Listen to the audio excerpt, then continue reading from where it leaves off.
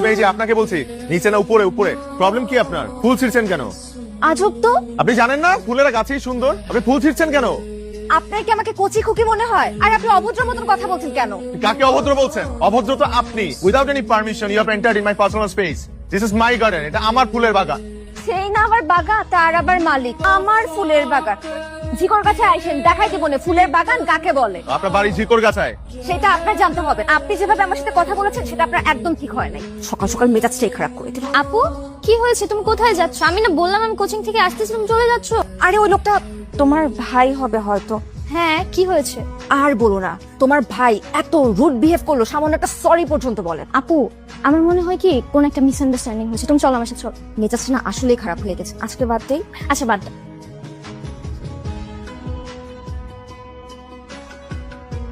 আপনার কি কোনো কমন সেন্স? আপনি জানেন না কোন রাস্তাতে কোন স্পিডে গাড়ি চালাতে হয়?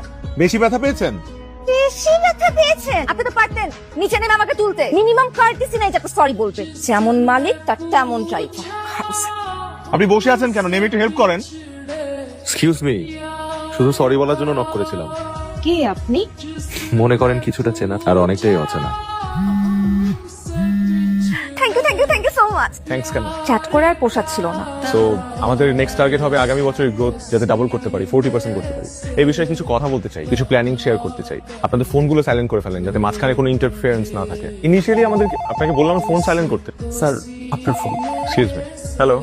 তুমি কি বিজি? আমি ডিস্টার্ব করলাম? ডিস্টার্ব কেন করবে বলো। আসলে অফিস আওয়ারে ফোন দিতে আমারও একটু হেজিটেট লাগছিল, কিন্তু কথা বলতে খুব ইচ্ছে করছিল, তাই ফোন দিয়ে দিলাম। হেজিটেশনের কি আছে? তুমি বলো।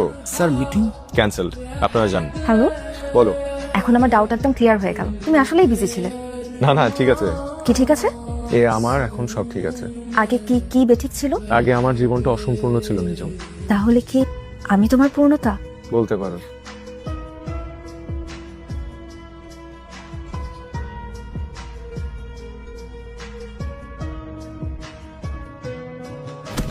আপনার এই রুড বিহেভিয়ারের জন্য হলো অন্তত আমাকে সরি বলা উচিত। খারুস। তারপর হুট করে আমার জীবনে আসো তুমি। তোমাকে দেখে আমি আবারও উঠে দাঁড়াবার স্বপ্ন দেখি। কিন্তু বিশ্বাস করো আমার পৃথিবী কিন্তু থেমে নেই। এই পুরো অফিসটা কিন্তু আমি চালাই। আমার আন্ডারে অনেকগুলো মানুষ কাজ করে। আমার বাসা, আমার ফ্যামিলি সবকিছু আমি ম্যানেজ করি। আমি তোমাকে কথা দিচ্ছি যে আমি তোমার সব শখ পূরণ করব। তুমি বিশ্বাস করো, আমার পায়ের জন্য তোমার কোনো কিছু আটকে থাকবে না। আমি তোমার